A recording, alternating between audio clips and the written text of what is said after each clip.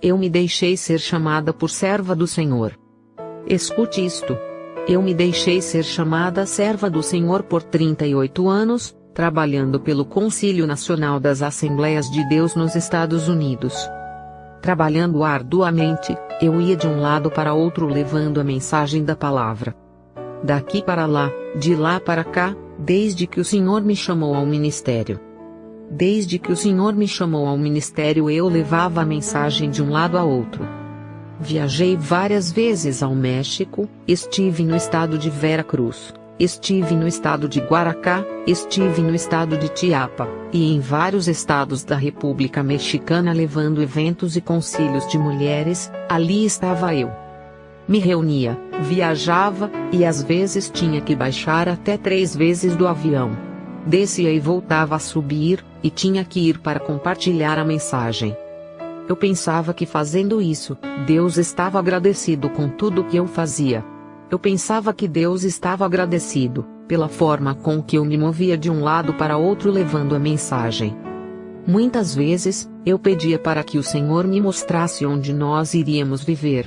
Onde nós iríamos passar a eternidade lá na mansão celestial. Eu pedia ao Senhor, porque por várias vezes, em várias ocasiões, irmãos e irmãs vinham e diziam em testemunhos que eles iam neste lugar. Até que um dia, cheguei de madrugada muito tarde. Como já saíamos tarde do evento, não deu tempo de jantar. Meu esposo disse que estava com fome. E quando chegamos em casa, meu esposo disse: "Tenho fome." E eu disse: "Busca algo aí no refrigerador e come. Eu venho morta, eu estou muito cansada."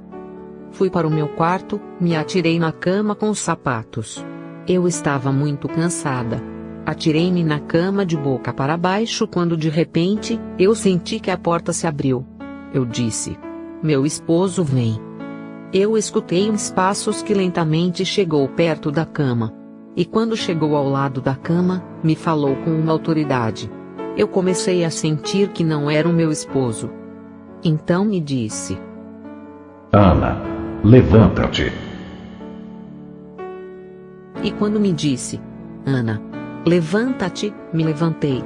E ele me disse: "Vem comigo, porque hoje vou te mostrar onde passarás a eternidade. Vou te mostrar onde irás, se a morte te surpreender agora mesmo." Então ele agarrou as minhas mãos, e começamos a baixar. A minha surpresa foi que eu pensei que iríamos subir aos céus. Eu pensei que iríamos subir. Mas a minha surpresa é que não começamos a subir, mas começamos a descer, descer, e a descer. E havia uma escuridão enorme. Aquela escuridão era enorme. Se corria uma cortina de escuridão. Só havia a luz do esplendor do Mestre, que me levava agarrado em minhas mãos. Eu não podia soltar. Comecei a fazer força, porque sabia que iria ao inferno. E comecei a dizer: "Senhor, eu não posso ir nesse lugar." E ele ficava em silêncio, não me dizia nada, absolutamente nada. Somente me agarrava nas mãos fortemente. E seguimos descendo. E fomos baixando. E íamos baixando, até chegarmos ao coração da terra.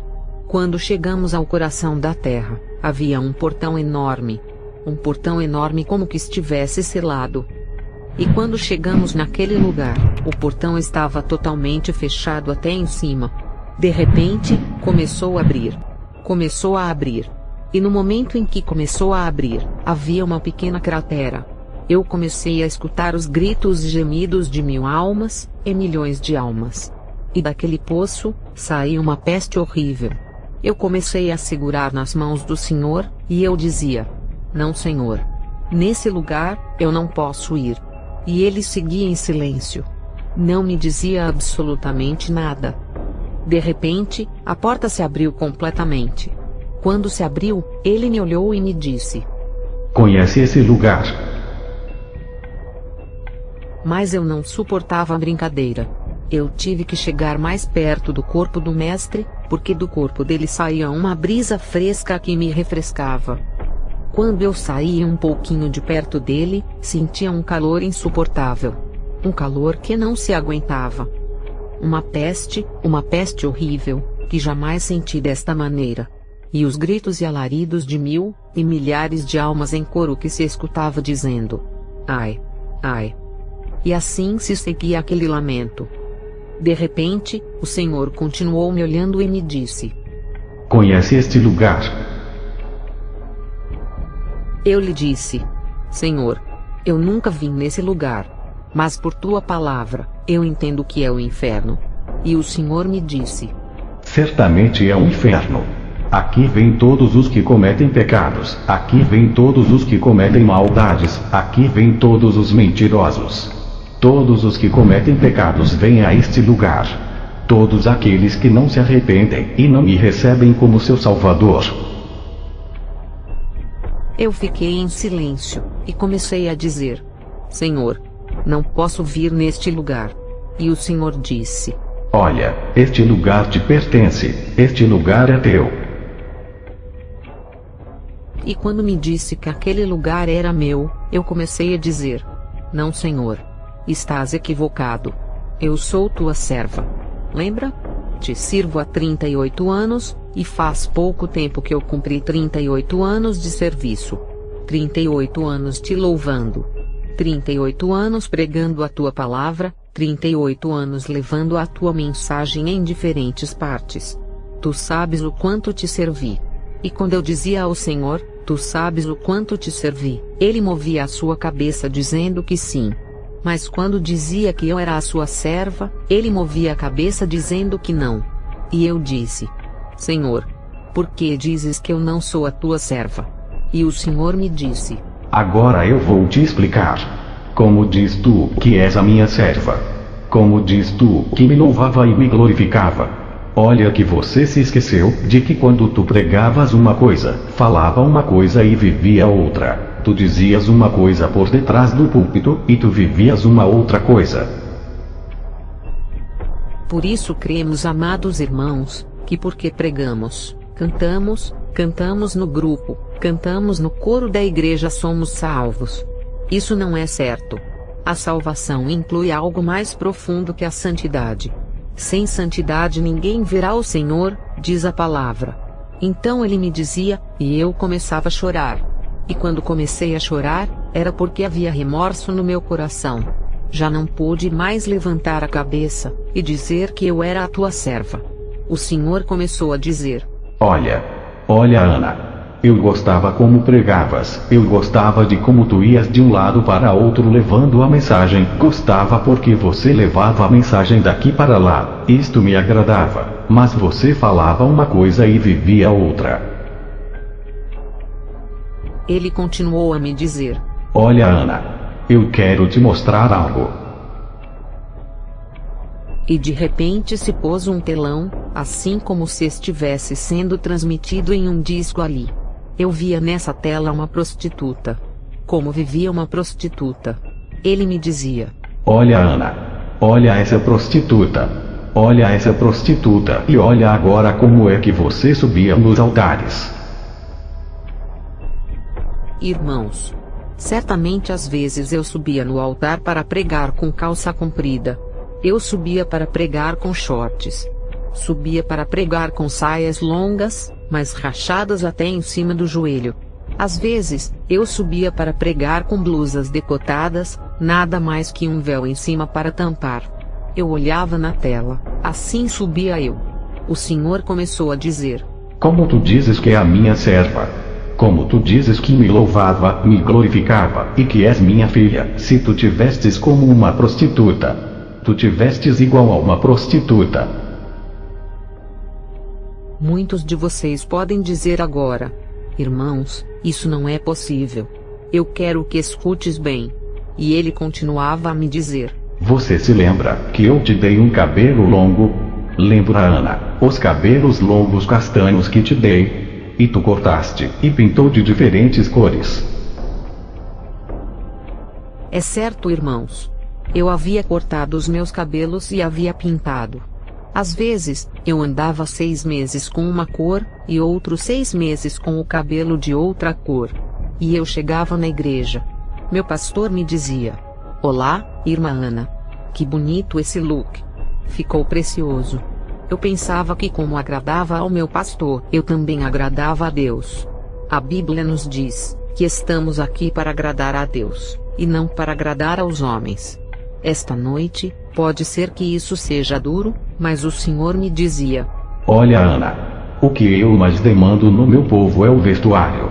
Eu demando do meu povo o vestuário, e olha como anda o meu povo.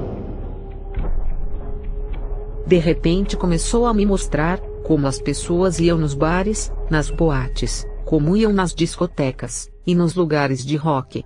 Como entravam ali nesses lugares, as jovens de saias curtas, calças apertadas que pareciam que haviam colocado 3 em 1 para poder vestir. Com saias e shorts cortados até em cima, e via como entravam nas boates e centros noturnos.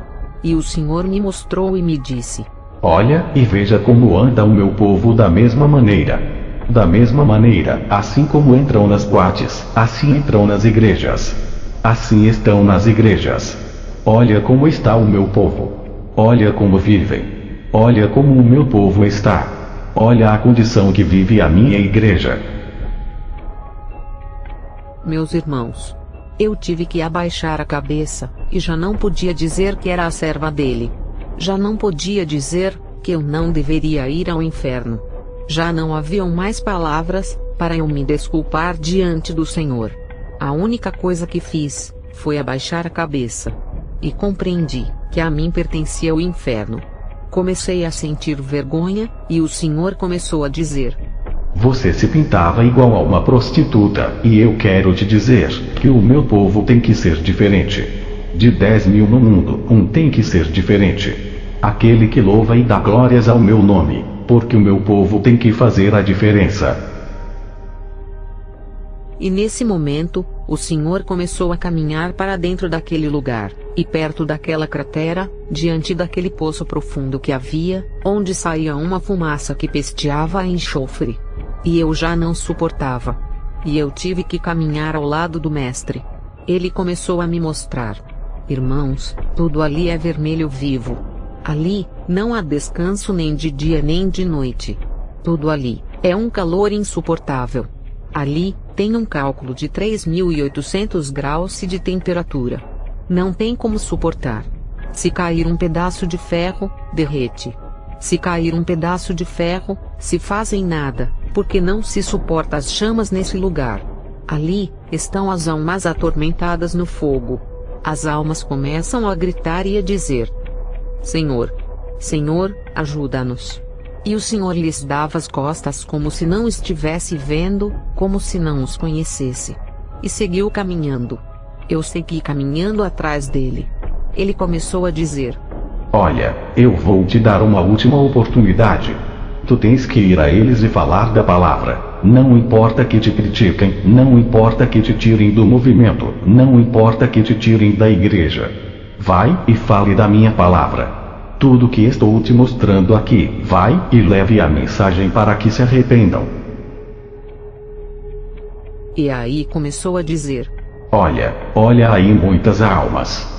Todos estes que tu vês me chamando de Senhor, e chamando de Pai, é porque eles um dia me louvaram, um dia estiveram na igreja, um dia cantaram no coro, falaram em línguas, profetizaram e pregaram a palavra, e muitos deles tiveram créditos nas igrejas, tocaram no grupo da igreja, e agora estão aqui no inferno, porque viveram uma vida hipócrita e rebelde diante de mim. Eles apresentavam uma cara na igreja, e outra cara no mundo.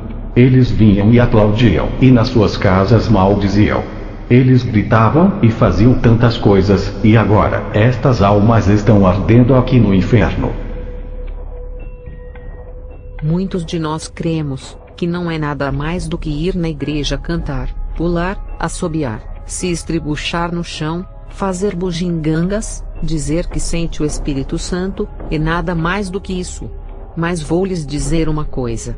O Evangelho de Cristo não é isso. O Evangelho de Cristo hoje em dia é pregadores assalariados. Muitos pastores assalariados, pregadores e evangelistas assalariados, têm corrompido a palavra de Deus, têm corrompido o Evangelho de Cristo, corromperam o Evangelho de Cristo, e pregaram o Evangelho barato, o Evangelho comercial, o Evangelho fajuto, o Evangelho como um supermercado. Eu quero dizer, irmãos, que Deus quer que pregue a sua palavra, que fale a palavra tal como está. Deus quer almas que se arrependam. Irmãos, já não pude suportar. Eu ia chorando atrás dele. E de repente, ele começou a me dizer: vai, diga aos pregadores. Vai, diga. Ele não disse diga aos servos, e nem disse diga aos pastores. Mas disse: vai, e diga a esses pregadores falsos. Vai, diga aos pregadores hipócritas, que não é o que a sua teologia diz. Que não é o que eles dizem, é o que a minha palavra diz, que pregue tal como ela está. Que eles falem tal como está, não importa em quem doa, não importa quem saia, não importa quem não goste. Porque às vezes o pastor tem que trocar a sua mensagem, porque tem gente que não gosta da verdade. Tem membros da igreja que não gosta da verdade. O pior é quando se tem um pouquinho de teologia. O Senhor disse: vai, diga a esses pregadores que andam dizendo que eu só quero o coração. Vai, diga que o corpo é templo do meu espírito. Vai, diga que o corpo tem que apresentar o que tem dentro do seu coração. Que vivam em santidade, que guardem a minha palavra. Vai, diga a todos esses pregadores que cobram grandes quantidades de dinheiro para pregar. Diga-lhes a esses perversos para orar, porque eu já paguei o preço. Vai, diga para esses cantores que andam com zorras em seus pecados. E diga a esses cantores, que têm profanado o meu lugar santo, onde já não se chamam de servos meus, mas se chamam de artistas. Vai, diga a esses perversos que se arrependam antes de pisar no lugar santo.